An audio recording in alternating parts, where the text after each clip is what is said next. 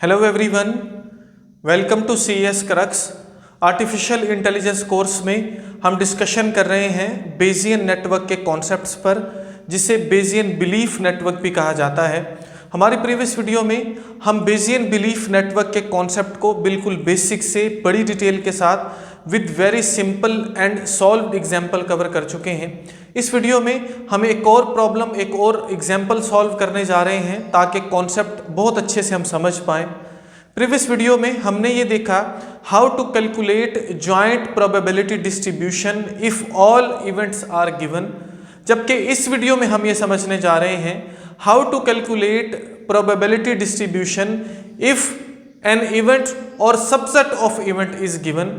अगर हमारे पास कोई एक इवेंट या सबसेट ऑफ इवेंट गिवन है तो हम कैसे प्रोबेबिलिटी को कैलकुलेट करेंगे। तो हमारे पास जो एग्जाम्पल है जिसे हम कंसीडर कर रहे हैं वो है burglar alarm at home problem. जो प्रॉब्लम डिस्क्रिप्शन है हमारी प्रीवियस वीडियो में बड़ी डिटेल में हम उन पर बात कर चुके हैं। Basically burglar alarm at home problem का यहाँ पर आपको बेजियन नेटवर्क नज़र आ रहा है, जो बेसिकली एक ग्राफिकल रिप्रेजेंटेशन है जहाँ पर जितने भी इवेंट्स होते हैं उनको हम नोड की फॉर्म्स में रिप्रेजेंट करते हैं, जैसा कि आपको नज़र आ रहे हैं। अब इनमें से कुछ नोड्स ऐसे हैं जो इंडिपेंडेंट हैं, जैसे ये दो नोड्स हैं। बाकी के नोड्स ऐसे हैं जो डिपेंडेंट हैं, जो दूसरे इवेंट्स पर डिपेंड कर रहे हैं। उसके साथ साथ हर नोड के अगेंस्ट उसका खुद का सीपीटी मौजूद है। सीपीटी बोला जाता है कंडीशनल प्रोबेबिलिटी टेबल को। कंडीशनल प्रोबेबिलिटी टेबल बेसिकली कुछ एक्सपेरिमेंटल बेसिस पर जो हमारा प्रॉब्लम है, जो गिवन सिनेरियो है, उसकी बेसिस पर जो है वो हर नोड का खुद का बनाया गया हुआ होता है। जब भी आपको कोई क्वेश्चन दिया जाएगा वहाँ पर जो नोड्स होंगे उनके अगेंस्ट उनका जो सीपीटी है वो भी गिवन होगा। जैसे कि यहाँ पर हर नोड या जिसको हम इवेंट बोल रहे हैं उसके अगेंस्ट उसका सीपीटी लिखा गया है। अब यहाँ पर अगर आप देखें तो जो बर्गलरी है उसको बी से डिनोट किया गया है, जो अर्थक्वेक है उसको ई से डिनोट किया गया है, अलार्म को ए से डिनोट किया गया है, जॉन कॉल्स को जे से डिनोट किया गया है, जबकि मैरी कॉल्स को एम से डिनोट किया गया है। अब वो प्रॉब्लम जो हमको सॉल्व करना है उसको समझिए। वो ये है, क्वेश्चन ये है, प्रॉब्लम ये है, what is the probability of John calls. ठीक है, इस पूरे सिनेरियो में, इस प्रॉब्लम में जॉन कॉल्स की क्या प्रोबेबिलिटी है उसको हम फाइंड आउट करने जा रहे हैं। तो प्रॉब्लम को जो है हम सॉल्व करते हैं, प्रोबेबिलिटी को हम कैलकुलेट करते हैं। उससे पहले अगर आप चैनल पर न्यू आए हैं तो प्लीज़ चैनल को सब्सक्राइब ज़रूर कर दीजिए, वीडियो को लाइक और शेयर ज़रूर कर दीजिए। अगर हम इस नेटवर्क को डीपली ऑब्जर्व करें तो जो जॉन कॉल्स इवेंट है ये बेसिकली डिपेंड करता है अलार्म पर। क्वेश्चन है what is the probability of John call. लेकिन प्रोबेबिलिटी ऑफ जॉन कॉल्स हम तभी फाइंड आउट कर सकते हैं जब हमें अलार्म का पता होगा कि क्या अलार्म साउंड हुआ या नहीं हुआ। अगर अलार्म साउंड होगा then probability of John call is 0.90। अगर अलार्म साउंड नहीं होगा देन इट्स प्रोबेबिलिटी इज 0.05। लेकिन यहां तक के लिए हम डायरेक्टली जॉन कॉल्स की प्रोबेबिलिटी नहीं लिख सकते, क्योंकि जॉन कॉल्स जो इवेंट है ये डिपेंड कर रहा है अलार्म के ऊपर। तो हम क्या करते हैं ऐसे केसेस में जहां पर हमारे पास कोई एक इवेंट या सबसेट ऑफ इवेंट गिवन होता है, हम उसकी प्रोबेबिलिटी को कैलकुलेट करने के लिए उसका जो पेरेंट इवेंट है या जो पेरेंट नोड है हम उसको इंट्रोड्यूस करते हैं। और यह भी याद रखना है जो उसका पेरेंट है उसी को इंट्रोड्यूस करना है, उसके साथ जो उसके फर्दर उस पेरेंट के भी पेरेंट नोड हैं उनको हमको इंट्रोड्यूस नहीं करना फिलहाल के लिए। आने वाले केसेस में जैसे जैसे हमको ज़रूरत पड़ेगी हम उनको भी इंट्रोड्यूस करेंगे। लेकिन डायरेक्टली अब हम क्या करने जा रहे हैं, जॉन कॉल्स की प्रोबेबिलिटी को फाइंड आउट करने के लिए हम इस इवेंट को, जो इसका पेरेंट इवेंट है, इसको भी इंट्रोड्यूस करते हैं। कैसे, वो इस तरह से होगा। यहाँ पर अगर आप देखें तो हमारे पास जॉन कॉल के लिए दो केसेस हैं। पहला केस तो ये है, या तो अलार्म साउंड होगा, मतलब अलार्म ट्रू होगा, या अलार्म साउंड नहीं होगा। तो उसको हम किस तरह से लिखेंगे, थोड़ा सा देखिए। Probability of John calls by A means John calls की क्या प्रोबेबिलिटी होगी अगर अलार्म साउंड होगा। ठीक है जी, या हम ऐसा भी बोल सकते हैं what is the probability of John calls if alarm या अलार्म इवेंट इज अकर्ड। ठीक है, जो पहले ऑलरेडी अकर्ड हो तब हमारे पास क्या प्रोबेबिलिटी होगी, multiplied by probability of alarm plus probability of John calls if there is no alarm event occurred multiplied by probability of no alarm. ठीक है, कुछ इस तरह से दो ही केसेस हैं। पहला केस तो ये कि अलार्म जो इवेंट है वो ऑलरेडी अकर्ड हो चुका है या नहीं अकर्ड हो चुका। अगर अकर्ड हो चुका है देन क्या प्रोबेबिलिटी है जॉन कॉल्स की, अगर अकर्ड नहीं हुआ देन क्या प्रोबेबिलिटी है जॉन कॉल्स की। सिंपल फिलहाल के लिए इस इक्वेशन में हम वैल्यूज पुट करते हैं और देखते हैं कि हमको फर्दर क्या काम करना है। तो अगर अलार्म जो है वो साउंड होगा देन 0.90 हम इंटर करेंगे यहाँ पर वैल्यूज, तो यहाँ पर आ गया जी 0.90 multiplied by probability of alarm. क्या हमारे पास प्रोबेबिलिटी ऑफ अलार्म है? नहीं है, क्योंकि जो अलार्म है उसकी जो प्रोबेबिलिटी है, ये जो इवेंट है ये डिपेंड कर रहा है इन दो इवेंट्स पर। पहला है बर्गलरी और दूसरा है अर्थक्वेक। ठीक है, तो इसके लिए प्रोबेबिलिटी ऑफ अलार्म को निकालने के लिए हमको इन दोनों को इंट्रोड्यूस करना पड़ेगा। तो बढ़ते हैं आगे। फिलहाल के लिए हम ऐसा ही यहाँ पर लिख लेते हैं प्रोबेबिलिटी ऑफ अलार्म प्लस, अब इसकी वैल्यू क्या है, probability of John calls if there is no alarmed. ठीक है, मींस एफ जहाँ पर अलार्म फॉल्स हो रहा है इसको हमें लिखना है जो है 0.05 multiplied by probability of no alarm. ये भी फिलहाल के लिए हमको पता नहीं है, क्योंकि जो अलार्म की प्रोबेबिलिटी है वो इन दोनों पर डिपेंड कर रही है कि क्या बर्गलरी जो इवेंट है वो अक्कर हुआ, क्या जो अर्थक्वेक है वो अक्कर हुआ। अगर ये दोनों अक्कर हुए देन ये प्रोबेबिलिटी हो सकती है। अगर एक अक्कर हुआ जैसा कि बी अक्कर हुआ, ई अक्कर नहीं हुआ, देन ये प्रोबेबिलिटी हो सकती है। लेकिन हम डायरेक्टली इनको यहाँ पर नहीं लिख सकते। तो हम क्या करने जा रहे हैं, यहाँ तक हमको पता चल गया कि प्रोबेबिलिटी ऑफ जे के लिए ये इक्वेशन है, जिनमें से ये जो दो प्रोबेबिलिटीज हैं ये हमको फाइंड आउट अभी करना है, अभी कैलकुलेट करना है। Probability of alarm and probability of no alarm, तो इन दोनों को हम निकालते हैं। सबसे पहले नंबर पर है प्रोबेबिलिटी ऑफ अलार्म, इसको हम यहाँ पर कैलकुलेट कर लेते हैं। प्रोबेबिलिटी ऑफ नो अलार्म इसको हम यहाँ पर अकर कर लेते हैं। आप यहाँ पर नो का साइन भी लगा सकते हो, निगेशन जिसको बोला जाता है, इसके ऊपर बार भी लगा सकते हो, किसी भी तरह से प्रेजेंट कर सकते हो, कोई ऐसा मसला नहीं है। तो इन दोनों के दरमियान हम ऐसा करते हैं, एक लाइन लगा लेते हैं ताकि ये अलग ही रहे। बढ़ते हैं जी आगे। अब प्रोबेबिलिटी ऑफ अलार्म जो है फर्दर इसको हम कैसे जो है वो कैलकुलेट कर सकते हैं। अब यहाँ पर अगर आप देखो तो अलार्म जो है वो दो इवेंट्स पर डिपेंड कर रहा है, मींस यहाँ पर हमारे पास 4 केसेस होंगे।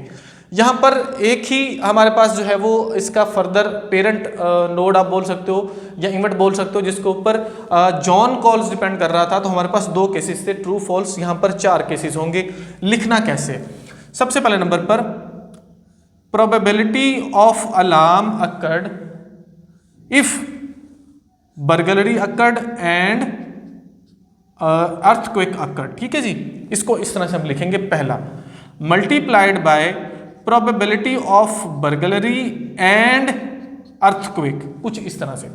अब ये जो है प्रोबेबिलिटी ऑफ बी एंड ई, आप इसको ऐसे भी लिख सकते हो। मैं यहाँ पर इसको थोड़ा सा आपको एक्सप्लेन कर देता हूँ। प्रोबेबिलिटी ऑफ बी एंड ई आप ऐसा भी लिख सकते हो, आप इसको ऐसे भी लिख सकते हो, probability of B multiplied by probability of E. तो हम डायरेक्टली इसको ऐसे लिखते जाते हैं ताकि चीजें सिंप्लीफाई हो। Probability of B multiplied by probability of E. अब प्लस करो, ये पहला केस था जहां पर दोनों ही जो पेरेंट इवेंट्स आप बोल सकते हो वो ट्रू है, बी और ई ट्रू। ठीक है, अगला केस क्या है, what is the probability of alarm if there is no burglary but earthquake occurred. ठीक हो गया, multiplied by probability of no burglary multiplied by probability of earthquake plus कर दो। ये दूसरा केस हो गया।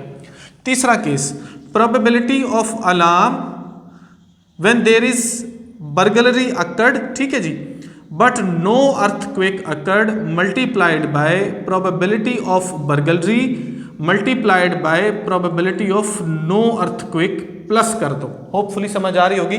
सभी केसेस को हमको प्लस करते जाना है। ये केसेस लिखे हुए हैं, सिंपल सी बात है। Probability of alarm if there is no burglary, no earthquake multiplied by probability of no burglary multiplied by probability of no earthquake, ये चारों के चारों केसेस जो हैं हमारे पास आ गए। सिंपल हमको इन सीपीटी को देखते हुए वैल्यूज को पुट करना है। वैल्यूज भी पुट करते हैं लेकिन उससे पहले हम प्रोबेबिलिटी ऑफ नो अलार्म जो है इसको निकाल लेते हैं। सो व्हाट इज, इसके लिए भी चार केसेस होंगी। What is the probability of no alarm if there is burglary and earthquake occurred multiplied by probability of burglary multiplied by probability of earthquake plus अगले केस को लिखो। याद रखिए ये इसको आप P probability B and E भी लिख सकते हो, लेकिन मैंने इसको यहीं से डायरेक्ट ऐसे लिख दिया। Probability of no alarm when there is no burglary but earthquake occurred multiplied by probability of no burglary multiplied by probability of earthquake plus, ये हो गया दूसरा केस। ठीक है जी, फॉल्स ट्रू वाला, फॉल्स ट्रू। उसके बाद probability of no alarm by when there is burglary occurred but no earthquake occurred multiplied by probability of burglary। ये जो बर्गलरी लफ्ज़ है ये थोड़ा सा ज़ुबान पर आसानी से नहीं चढ़ता, तो प्लीज़ अगर ये गलत जो है वो प्रोनाउंसिएट हो रहा हो तो आपने इसको फील नहीं करना। Probability of no earthquake plus चौथा case, probability of no alarm when there is no burglary and no earthquake multiplied by probability of no burglary multiplied by probability of no earthquake. तो चारों ही cases for no alarm हमने यहाँ पर लिख लिए, चारों ही केसेस फॉर अलार्म हमने लिख लिए। सिंपल हमको वैल्यूज को पुट करना है बड़े ही ध्यान से, तो यहाँ से स्टार्ट कर रहे हैं। What is the probability of alarm if there is burglary and earthquake, मतलब जब दोनों ही ट्रू हैं, तो ये दोनों ही ट्रू हैं तो यहाँ पर आया 0.95, मल्टीप्लाई कर दो इसको प्रोबेबिलिटी ऑफ बी के साथ जो कि है 0.001, मल्टीप्लाई कर दो इसको प्रोबेबिलिटी ऑफ अर्थक्वेक के साथ जो कि है 0.002, और इसको फर्दर आपको कर देना है प्लस अगले केस के साथ। समझ आ गई जी, आगे बढ़ते हैं। Probability of A by no B and E, मतलब फॉल्स टू ये केस है 0.29 multiplied by probability of no burglary that is 1 minus 0.001। ठीक है जी, जहां पर भी नो बर्गलरी होगा हमको जो उसकी प्रोबेबिलिटी है उसमें से 1 माइनस वो वैल्यू कर देनी है। सिंपल इस तरह से हमको लिखना होता है, तो मैंने इस तरह से लिख दिया। Multiplied by probability of earthquake that is 0.002, इसको प्लस कर दो। थर्ड केस पे आ जाओ, probability of alarm when there is burglary but no earthquake, तो ये है ट्रू फॉल्स, ये दूसरा केस है 0.94 multiplied by probability of burglary that is 0.001 multiplied by probability of no earthquake that is 1 minus 0.002, और इसको सम कर दो फोर्थ केस में। तो यह है probability of alarm when there is no burglary and no earthquake occurred means both case are false, तो यहां पर आएगा 0.001 multiplied by probability of no burglary it is 1 minus 0.001 multiplied by probability of no earthquake 1 minus 0.002। Simple, ये हमारे पास जो है ये चार केसेस में हमने वैल्यूज पुट कर ली। इसको सम करते हैं लेकिन उससे पहले इनमें भी वैल्यूज इंटर कर लेते हैं। Probability of no alarm when B and E are true, ठीक है जी, B and E both true हैं but there is no alarm, it means 0.95 में से हमको 1 को माइनस करना है, 1 माइनस 0.95 ये वैल्यू आ गई।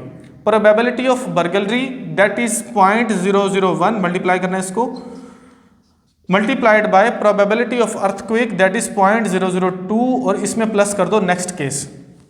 What is the probability of no alarm when no burglary occurred but earthquake occurred, इसको हमको यहाँ पर लिखना है, मतलब ये फॉल्स टू वाला केस है, फॉल्स टू, लेकिन क्योंकि यहाँ पर निगेशन है तो हम इसको करेंगे 1 minus 0.29 multiplied by probability of no burglary that is 1 minus 0.001 multiplied by probability of earthquake that is 0.002, और इसको कर दो plus with fourth case, sorry third case, ये 2 केसेस में हमने वैल्यूज पुट कर ली, थर्ड केस पे आ जाओ। Probability of no alarm when there is burglary but no earthquake means true false, ये बट 1 माइनस हमको करना है, 1 minus 0.94 multiplied by probability of burglary that is 0.001 multiplied by probability of no earthquake that is 1 minus 0.002 plus कर दो जी fourth case में।